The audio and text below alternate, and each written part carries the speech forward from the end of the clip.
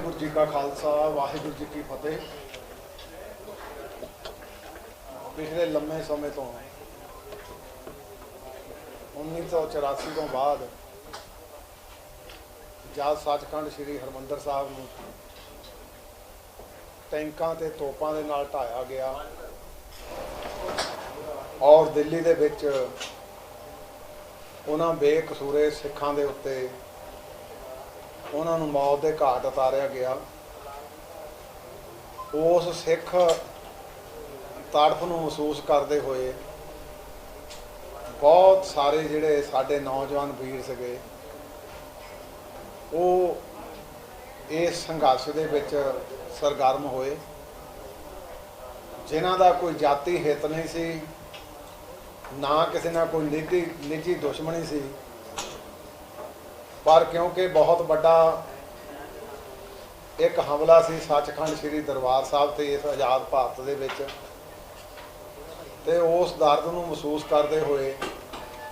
बहुत सारे नौजवान साडे कुछ झूठे केसां दे विच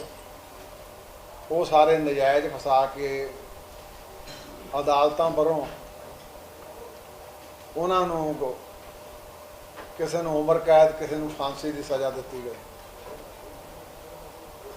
उन्हां दे विच साडे लगभग 22 सिख कैदी जिन्हां दे विच 9 वो आ जिहड़े 25 तो लैके 32-33 साल की कैद दे विच बंद पए और समुचे पंथ ने ਵੱਖ-ਵੱਖ रूपों दे विच अपने यतन भी कीते।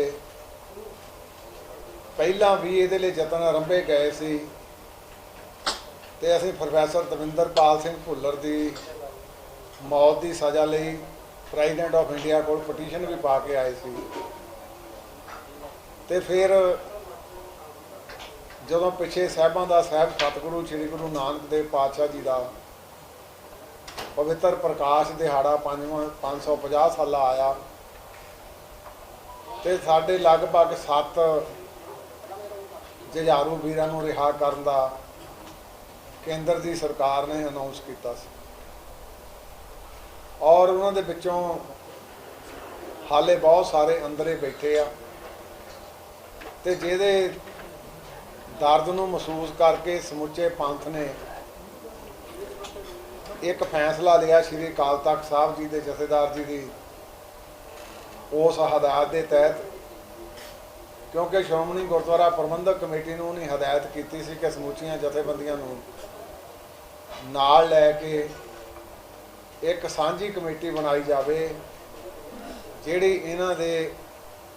रिहा कराउण दा भी यतन करे तो ਵੱਖ-ਵੱਖ तौर पर चाहे वह कानून का पहलू आ तो चाहे कोई होर रास्ता अख्तियार करना पवे वो करे। सो श्रोमणी गुरुद्वारा प्रबंधक कमेटी ने ये अज की मीटिंग का सद्दा दिता सी सारे समुचे पंथ नूं, होका भी दिता सी, कुछ तो सारिਆਂ ਨੂੰ सद्दे पत्र भी भेजे गए, कुछ जिहड़े सी उस सद्दे पत्र तो बगैर भी खुला नींदा दिता गया सी कि सारे इत्थे आके एकत्र होण। मैनूं खुशी आ कि श्रोमणी अकाली दल की समुची कोर कमेटी, श्रोमणी अकाली दल के प्रधान साहब, उन्हां दे नाल श्रोमणी अकाली दल अमृतसर के प्रधान साहब, उन्हां दे नाल पंथ की वड्डी धिर साडी दमदमी टकसाल के मुखी संत बाबा हरनाम सिंह जी, उन्हां तो इलावा साडे निहंग सिंघां दीआं सिरमौर जथेबंदियां जिन्हां दे विच बुढ़ा दल साडे सिखां की जिहड़ी मुंडले निहंग सिंघां की सरमौर जथेबंदी, उन्हां दे विच साडे बाबा बिधी चंद जी सुर सिंह वाले उन्हां दी जथेबंदी, जिंदा शहीद संत बाबा निहाल सिंह जी हरियां बेलों वालियां दी जथेबंदी, बाबा गजन सिंह जी तरना दल ते होर भी सारियां जथेबंदियां इहदे विच आईयां। उचेचे तौर पर दिल्ली गुरुद्वारा प्रबंधक कमेटी के प्रधान साहब, उन्हां दे नाल सरदार परमजीत सिंह जी सरना साबका दिल्ली के प्रधान, उन्हां दे नाल सरदार मनजीत सिंह जी जी के जिहड़े साबका प्रधान आ दिल्ली गुरुद्वारा प्रबंधक कमेटी के, उन्हां दे नाल बाबा बलजीत सिंह जी दादूवाल, होर भी सारे महापुरुष कार सेवा वाले महापुरुष, उन्हां दे नाल नानकसर कलेरां वाले महापुरुष और होर भी सारियां जथेबंदियां अचेचे तौर पर अज इत्थे हाज़री भर ले पहुंचियां और सारियां ने एक सुरता दे नाल सारे मतभेद भुला के ये फैसला किया कि असीं श्री अकाल तख्त साहब की ताबिया श्रोमणी गुरुद्वारा प्रबंधक कमेटी ये सारा इन्हां नूं लीड करन इकट्ठे होके ते उहदे तहत जिहड़ा ये संघर्ष आरंभिया जावे। उहदे विच साडे अज 3 मते भी पेश होए आ, जिन्हां मतियां दे विच सरदार करनैल सिंह जी पंजौली जनरल सकत्तर साहब, उन्होंने मता जिहड़ा क्योंकि सिखां दियां 1947 तो पहलां भी बहुत वड्डियां देना आ इस मुल्क नूं, जे कुरबानियां की गल कर लवां, फांसियां की गल कर लवां,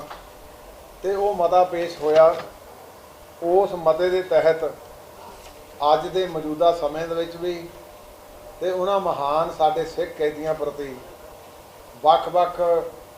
साडे जिहड़ियां कॉन्स्टिट्यूशनल पोस्ट, चाहे president of India, prime minister of India, home minister, उन्हां सारिआं नूं वापसां दे रूप दे विच, चाहे वो गवर्नर होण, वापसां दे रूप दे विच मिलिया जाऊगा। उस तो इलावा जे एक सुरता दे नाल ये सारा कारज नेपड़े चढ़ जाए तो बहुत वधिया, नहीं तो फिर अगला जिहड़ा संघर्ष वो सारा रल मिल के जिहड़ी कमेटी आ वो अनाउंस करूगी। दूजा मता जिहड़ा साडा वो पेश किया सरदार गुरचरण सिंह जी गरेवाल साहब ने, जिहदे विच समुचे तौर पर MP साहबान चाहे किसी पार्टी नाल भी संबंधित आ, उन्हां नूं बेनती की गई कि तुसीं सारे मैंबर पार्लीमेंट एक थां इकट्ठे हो के उन्हां सिख नज़रबंदां दी रिहाई का जिहड़ा आ वो यतन करो, चाहे प्राइम मिनिस्टर नूं मिलना पवे, चाहे होर होम मिनिस्टर साहब नूं मिलना पवे। इस तरह एक मता तीसरा जिहड़ा सरदार सुरिंदर सिंह जी साडे मीत प्रधान श्रोमणी गुरुद्वारा प्रबंधक कमेटी उन्हां वालों पेश किया गया। ਉਹਦੇ ਵਿੱਚ ਇਹ ਸੀ ਵੀ सूबिਆਂ ਦੇ प्रधान गवर्नर्स ਨੂੰ ਤੇ केंद्र की सरकार ਨੂੰ मिलण ਤੋਂ ਬਾਅਦ जे फिर भी कोई हल नहीं निकलता तो फिर पंथक इकट्ठ मजबूर होगा कोई होर तिखा संघर्ष विघन लिए। सो ये अज दे साडे समुचे तौर ते समुचे पंथ ने बहुत सारे महापुरुष जिन्हां दे हुण इत्थे मैं नां नहीं दस सकदा, वो अपने चेचे तौर के उत्ते बहुत सारे हाज़र होए ते जिहड़े कोई हाज़र नहीं भी होए उन्हां वालों भी टैलीफोनां ते भी सुनेहा राहीं भी वो कहा गया कि असीं तुहाडे नाल आ ते तगड़े हो के, क्योंकि कौमी मसला साडा ते श्री अकाल तख्त साहब की डायरैक्शन आ ते उहदे तहत इहनूं आपां हल करन लई सिर तोड़ यतन करिए। सो मैं समझदा अज एक भावें श्रोमणी गुरुद्वारा प्रबंधक कमेटी का पहला मुख सेवादार सी, पंथ ने एक बोझ होर ज़्यादा पाता कि समुचे तौर पर सारे पंथ ने इकट्ठे होकर जिहड़ा ये मैनूं खुशी आ। और उन्हां महान सिख कैदियां नूं जिहड़े निज करके अंदर नहीं गए, मैं समझदा ये भी सबब बनिया कि उन्हां दी रिहाई दे लई अज पंथ ने एकजुटता जिहड़ी एक जुटता होकर दिखा ली आ। सो इस गल दी मैं इन्हां जथेबंदियां की प्रशंसा भी करदा ते तवक्को भी रखदा कि जिहड़े अगले, क्योंकि अज दा मुंडले तौर पर सी, जिहड़े अगले हुण साडे प्रश्न आ वो गंभीर भी होणगे, चिंतातुर भी होणगे, पर खालसा पंथ अपनी जिम्मेवारी तो पीछे नहीं हटूगा। सो इन्नी को बेनती सी कि वाहिगुरू जी का खालसा, वाहिगुरू जी की फतेह। कमेटी बना लेंगे, चलो असीं तां हुण सहेड़ते रहना इसे काम लई ते दुआले ही रवांगे।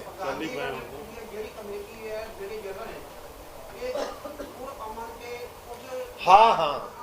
हाँ हाँ असीं वफद के तौर के उत्ते भी शांतमई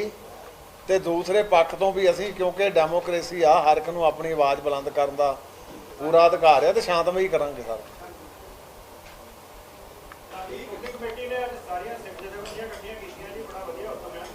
ਪਰ ਜਿਹੜੀਆਂ ਸੰਸਥਾਵਾਂ ਲੰਬੇ ਸਮੇਂ ਤੋਂ ਬੰਦੀ ਸਿੰਘਾਂ ਵਾਸਤੇ ਸੰਘਰਸ਼ ਕਰ ਰਹੀਆਂ ਸੀ ਰਿਹਾਈ ਵਾਸਤੇ, ਉਹ ਅੱਜ ਸ਼ਾਮਲ ਨਹੀਂ ਹੋ ਸਕੀਆਂ ਜਾਂ ਉਹਨਾਂ ਨੂੰ ਸੱਦਾ ਨਹੀਂ ਮਿਲਿਆ। ਨਹੀਂ, ਉਹ ਵੀ ਆਈਆਂ ਅੱਜ। ਭਾਈ ਦਵਿੰਦਰਪਾਲ ਸਿੰਘ ਭੁੱਲਰ ਤੇ ਭਾਈ ਦਲਜੀਤ ਸਿੰਘ ਬਿੱਟੂ ਵੱਲੋਂ ਉਹ ਵੀ ਇੱਕ ਸਾਡੇ ਕੋਲ ਆਏ ਆ। ਫਿਰ ਸਰਦਾਰ ਜੰਗ ਸਿੰਘ ਜਿਹੜੇ ਲੰਬੇ ਅਰਸੇ ਤੋਂ ਲੁਧਿਆਣੇ ਤੋਂ ਉਹਨਾਂ ਦੀ ਪੈਰਵੀ ਕਰਦਾ ਸ਼ੁਰੂ ਸ਼੍ਰੋਮਣੀ ਕਮੇਟੀ ਕਰਦੇ, ਉਹ ਵੀ ਆਏ ਆ। ਤੇ ਤਕਰੀਬਨ ਸਾਰੇ ਅੱਜ ਲਗਭਗ ਜਿੰਨੇ ਵੀ ਸੀਗੇ ਉਹ ਸਾਰੇ ਇੱਥੇ ਪਹੁੰਚੇ। ਅੱਜ ਵਫਦ ਵੱਲੋਂ ਜਿਹੜੇ ਪਰਿਵਾਰ ਨੇ ਬੰਦੀ ਸਿੰਘਾਂ ਦੇ, ਉਹਨਾਂ ਨੂੰ ਵੀ ਮਿਲਿਆ ਜਾਊਗਾ, ਉਹਨਾਂ ਨੂੰ ਵੀ ਕੋਈ ਇਨਫੋਰਮੇਸ਼ਨ ਦਿੱਤਾ ਜਾਊਗਾ ਵੀ ਅਸੀਂ ਨਾਲ ਆ, ਤੁਹਾਨੂੰ ਚਿੰਤਾ ਕਰਨ ਦੀ ਲੋੜ ਨਹੀਂ। ਦੇਖੋ ਜਿਹੜੇ ਕਿਉਂਕਿ ਨਾ ਉਹਨਾਂ ਨੂੰ ਸੱਦਿਆ ਨਹੀਂ ਗਿਆ ਇਸ ਪੱਤਰਕਾਰ ਦੇ ਵਿੱਚ, ਸਾਰਿਆਂ ਨੂੰ ਸੱਦਾ ਦਿੱਤਾ, ਪਰ ਆਏ ਨਹੀਂ। ਜਿਹੜੇ ਨਹੀਂ ਆਏ ਉਹਨਾਂ ਨੂੰ ਵੀ ਅਸੀਂ ਜਾਤੀ ਤੌਰ ਤੇ ਫਿਰ ਮਿਲਾਂਗੇ ਜਾ ਕੇ। ਔਰ ਮੈਂ ਤੁਹਾਨੂੰ ਹੋਰ ਵੀ ਦੱਸ ਦਿਆਂ, ਜਿਹੜੇ ਵਿਚਾਰੇ 25 30 ਸਾਲ ਤੋਂ ਬਾਅਦ ਰਿਹਾ ਹੋ ਕੇ ਆਏ ਆ, ਉਹਨਾਂ ਦਾ ਅਸੀਂ ਮੁੱਲ ਤਾਂ ਨਹੀਂ ਦੇ ਸਕਦੇ, ਪਰ ਇੱਕ ਸਿਰਪਾ ਦੇ ਰੂਪ ਦੇ ਵਿੱਚ ਮਾਲੀ ਸਹਾਇਤਾ ਵੀ ਉਹਨਾਂ ਦੀ ਅਸੀਂ ਕਰ ਰਹੇ ਹਾਂ, ਤਾਂ ਕਿ ਉਹਨਾਂ ਨੂੰ ਇਹ ਅਹਿਸਾਸ ਨਾ ਹੋਵੇ ਕਿ ਸਿੱਖ ਪੰਥ ਨੇ ਸਾਨੂੰ ਵਿਛੜੇ ਕਰ ਦਿੱਤਾ। ਪ੍ਰਧਾਨ ਜੀ, ਰਾਜ ਧਰੋਹਰ ਕਾਨੂੰਨ ਤੇ ਸੁਪਰੀਮ ਕੋਰਟ ਨੇ ਇੱਕ ਵੱਡਾ ਫੈਸਲਾ ਦਿੱਤਾ ਕਿ ਜਿਹੜੇ ਪੁਰਾਣੇ ਕੇਸ ਦਰਜ ਹੋਏ ਆ ਉਹਦੀ ਕਾਰਵਾਈ ਰੋਕੀ ਜਾਵੇ ਔਰ ਰਾਜ ਧਰੋਹਰ ਦਾ ਨਵਾਂ ਕੇਸ ਕੋਈ ਦਰਜ ਨਾ ਕੀਤਾ ਜਾਵੇ। ਇਹ ਬਹੁਤ ਚੰਗੀ ਗੱਲ ਹੈ ਜੀ, ਅਸੀਂ ਤਾਂ ਕਹਿੰਦੇ ਬਹੁਤ ਚੰਗੀ ਗੱਲ ਹੈ, ਕਿਉਂਕਿ ਅੰਧਾ ਧੁੰਦਾ ਹੀ ਬਲੂ ਸਟਾਰ ਤੋਂ ਬਾਅਦ ਕਦੇ ਟਾਡਾ ਲੱਗ ਗਈ, ਕਦੇ ਪੋਟਾ ਲੱਗ ਗਈ ਤੇ ਦੁਰਵਰਤੋਂ ਹੁੰਦੀ ਸੀ। ਤੇ ਦੇਸ਼ ਧਰੋਹ ਦਾ ਜਿਹੜਾ ਪਹਿਲਾਂ ਸਾਡੇ 124 153 ਇਹ ਆਈਪੀਸੀ ਦੀਆਂ ਸੈਕਸ਼ਨਸ ਆ, ਤੇ ਉਹਨਾਂ ਦੀ ਦੁਰਵਰਤੋਂ ਹੁੰਦੀ ਸੀ। ਤੇ ਮੈਂ honourable supreme court of India ਦੇ ਇਸ ਫੈਸਲੇ ਦਾ ਸਵਾਗਤ ਕਰਦਾ। ਬਹੁਤ ਚੰਗਾ ਕਦਮ ਜਿਹੜਾ ਪਹਿਲਾਂ ਹੋ ਜਾਣਾ ਚਾਹੀਦਾ ਸੀ, ਉਹਨਾਂ ਨੇ ਵਧੀਆ ਜੱਜਮੈਂਟ ਦਿੱਤੀ। ਹਾਂਜੀ ਰੋਬਨ ਜੀ, ਪ੍ਰਧਾਨ ਜੀ, ਇਸ ਤੋਂ ਪਹਿਲਾਂ ਵੀ ਬਹੁਤ ਸਾਰੀਆਂ ਐਫਰਟਸ ਹੋਈਆਂ ਵੀ ਕਿ ਐਡਵੋਕੇਟ ਤੁਸੀਂ ਡਿਟੀਗ੍ਰਿਟੀ ਸਮਝਦੇ ਹੋ, ਕਿਉਂ ਨਹੀਂ ਪੂਰੀਆਂ ਹੋ ਪਾਈਆਂ, ਕਮੀ ਕਿੱਥੇ ਰਹਿ ਗਈ? ਦੇਖੋ, ਇੱਕ ਲੀਗਲ ਪ੍ਰੋਸੈਸ ਹੁੰਦਾ, ਜਿਹਲੇ ਬੰਦੇ ਨੂੰ ਕਿਸੇ ਨੂੰ ਉਮਰ ਕੈਦ ਹੋ ਜਾਂਦੀ ਆ, ਅੱਗੇ ਪਹਿਲਾਂ ਹੁੰਦੀ ਸੀ ਲਾਈਫ ਇੰਪ੍ਰਿਜ਼ਨਮੈਂਟ, ਉਹਨੂੰ ਅਸੀਂ ਮੁੱਖ ਤੌਰ ਤੇ 20 ਸਾਲ ਗਿਣਦੇ ਸੀ, ਛੁੱਟੀਆਂ ਛੱਟੀਆਂ ਪਾ ਕੇ 14 ਸਾਲਾਂ ਬਾਅਦ ਆ ਜਾਂਦੇ ਸੀ। ਜਿਹੜੇ ਕੋਈ ਅਪਰੋਚ ਵਾਲੇ ਸੀ ਉਹ 7-8 ਸਾਲ ਤੋਂ ਬਾਅਦ ਆ ਜਾਂਦੇ ਸੀ। ਉਹ ਤੋਂ ਬਾਅਦ ਫਿਰ ਇੱਕ ਚੱਲਿਆ ਵੀ ਤਾ ਜ਼ਿੰਦਗੀ ਜਿੱਦਾਂ ਬਾਹਰ ਵਿਦੇਸ਼ਾਂ 'ਚ ਹੁੰਦੀ ਸੀ। ਪਰ ਇਹ ਸਾਡੇ ਜਿਹੜੇ ਆ, ਸਾਡੇ ਤਾਂ ਜਿੰਨੀ ਕੈਦ ਹੋਈ ਆ ਉਦੋਂ ਜ਼ਿਆਦਾ ਬਹੁਤ ਭੁਗਤ ਚੁੱਕੇ ਆ, ਤੇ ਇਸੇ ਕਰਦਾ ਸਾਡਾ ਸੰਘਰਸ਼ ਆ, ਸਾਨੂੰ ਕਰਨਾ ਪਿਆ। ਜੇ ਸਾਡੇ ਨਾਲ ਇਨਸਾਫ ਹੋਵੇ ਤਾਂ ਸਾਨੂੰ ਆ ਸੰਘਰਸ਼ ਕਰਨ ਦੀ ਲੋੜ ਨਹੀਂ ਸੀ ਪੈਣੀ। ਪੋਲੀਟੀਕਲ ਕੰਪਲਸ਼ਨ ਬਣ ਗਈ ਸੀ ਜੀ ਇਹ ਕੋਈ ਇੱਕ ਮੇਰੀ ਬੇਨਤੀ ਸੁਣ ਲਓ, ਪੋਲੀਟੀਕਲ ਕੋਈ ਕੰਪਲਸ਼ਨ ਨਹੀਂ। ਸ਼੍ਰੋਮਣੀ ਗੁਰਦੁਆਰਾ ਪ੍ਰਬੰਧਕ ਕਮੇਟੀ ਦਾ ਚਾਹੇ ਬਿਫੋਰ ਪਾਰਟੀਸ਼ਨ ਚਾਹੇ ਆਫਟਰ ਪਾਰਟੀਸ਼ਨ ਦਾ ਸਾਰਾ ਸਮਾਂ ਦੇਖ ਲਓ, ਕਿਸੇ ਵੇਲੇ ਸ਼੍ਰੋਮਣੀ ਗੁਰਦੁਆਰਾ ਪ੍ਰਬੰਧਕ ਕਮੇਟੀ ਹਿਊਮਨ ਰਾਈਟਸ ਦੇ ਵੀ ਆਪਣਾ ਜਦੋਜਹਿਦ ਕਰਦੀ ਰਹੀ ਹੈ। 84 ਤੋਂ ਪਹਿਲਾਂ ਧਰਮ ਯੁੱਧ ਮੋਰਚਾ ਚੱਲਦਾ ਸੀ, ਉਹਦੇ ਵਿੱਚ ਕਈ ਫੱਟੜ ਹੋ ਜਾਂਦੇ ਸੀ, ਕਈਆਂ ਦੀ ਵਿਚਾਰਿਆਂ ਦੀ ਤਰਨ ਡੈਥ ਵੀ ਹੋ ਗਈ। ਅਸੀਂ ਉਹਨਾਂ ਸਾਰਿਆਂ ਨੂੰ ਨੌਕਰੀਆਂ ਦਿੱਤੀਆਂ,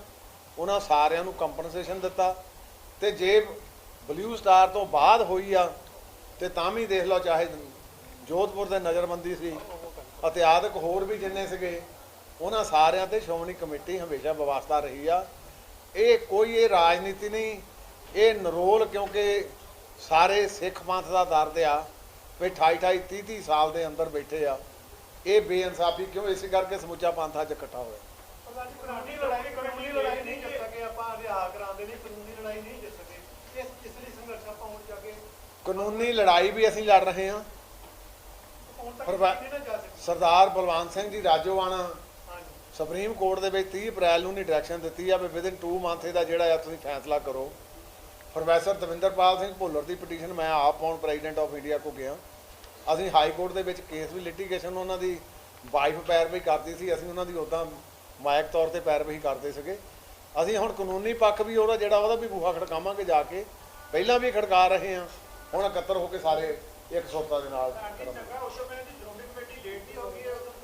ਚਲੋ ਦੇਰ ਆਏ ਦਰੁਸਤ ਆਏ, ਜੇ ਲੇਟ ਵੀ ਆ ਗਿਆ ਤਾਂ ਕੋਈ ਨਹੀਂ, ਹੁਣ ਸ਼ੁਰੂ ਤਾਂ ਹੋ ਗਈ ਨਾ ਗੱਲ।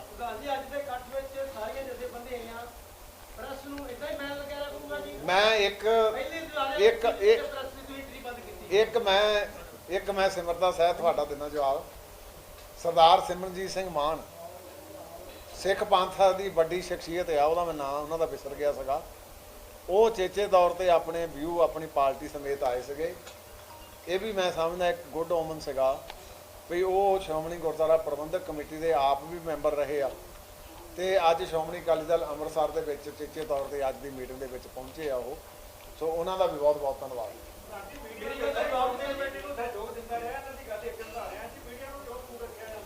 ਦੇਖੋ ਅੱਜ ਦੇਖੋ ਬੇਨਤੀ ਇਹ ਸੀ ਤੁਹਾਡੇ ਕੋਲੋਂ ਪਹਿਲਾਂ ਤਾਂ ਮੈਂ ਖਿਮਾ ਚਾਹੁੰਦਾ ਤੁਹਾਡੇ ਰੂਬਰੂ ਇਦਾਂ ਹੀ ਹੁੰਦੇ ਸੀ ਇਹ ਇੰਜ ਕਰਕੇ ਕਿਉਂਕਿ ਅੱਜ ਸਾਡਾ ਉੱਥੇ ਪਰਿਵਾਰ ਕਿਸੇ ਮਸਲਾ ਸੀ ਸਾਰਾ ਤੇ ਜਿਹੜੇ ਉਹਦੀ ਕੋਈ ਕਲਿੱਪਸ ਲੈਣੀ ਹੋਗੀ ਸਾਨੂੰ ਉਹ ਵੀ ਦੇ ਦੇਵਾਂਗੇ ਕੋਈ ਸਾਨੂੰ ਦਿੱਕਤ ਨਹੀਂ 400 ਸਾਲਾ ਸ਼ਤਾਬਦੀ ਦਿਵਸ ਮਨਾਇਆ ਗਿਆ ਤੁਸੀਂ ਬਹੁਤ ਵਧੀਆ ਸਮਾਗਮ ਕੀਤਾ ਉਹਦੇ ਵਿੱਚ ਮੀਡੀਆ ਨੂੰ ਨਹੀਂ ਸੱਦਿਆ ਗਿਆ ਨਹੀਂ ਮੀਡੀਆ ਨੂੰ ਇਦਾਂ ਨਹੀਂ ਇਦਾਂ ਨਹੀਂਗਾ ਮੈਂ ਤੁਹਾਨੂੰ ਨਿਮਰਤਾ ਸਾਹਿਬ ਤੁਹਾਨੂੰ ਮੈਂ ਬੇਨਤੀ ਕਰਾਂ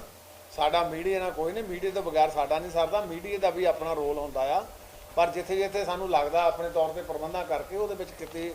ਕੋਈ ਮਾੜੀ ਮੋਟੀ ਜਿਹੜੀ ਸਾਨੂੰ ਕਰਨੀ ਪੈਂਦੀ ਆ ਪ੍ਰਬੰਧ ਕਰਕੇ ਉਹ ਕਰ ਲੈਂਦੇ ਆ ਸੀਆਈਡੀ ਦਾ ਆਈ ਕਿ ਸਾਰੇ ਮੁੱਦੇ ਆਏ ਕਦੇ ਹਾਂਜੀ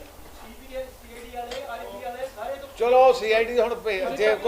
ਜੇ ਕੋਈ ਪਲੇਨ ਕੱਪੜਿਆਂ ਦੇ ਵਿੱਚ ਆ ਗਿਆ ਤਾਂ ਉਹਨੂੰ ਆਪਾਂ ਹੁਣ ਕੋਈ ਕੀ ਕਹਾਂਗੇ ਕਰਦੇ ਗੱਲਾਂ ਸਾਰੀਆਂ ਦੱਸਦੇ ਸਾਨੂੰ ਵਾਹਿਗੁਰੂ ਜੀ ਕਾ ਖਾਲਸਾ ਵਾਹਿਗੁਰੂ ਜੀ